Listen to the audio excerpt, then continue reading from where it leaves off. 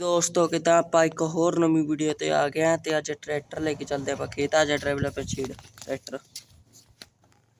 ਚਲੋ चल चल चल ले दोस्तों ਆਪਾਂ ਖੇਤ पहुंच गए ਤੇ ਕਰਦੇ ਮਿੱਟੀ ਸ਼ੂਟ। चल चल चल चल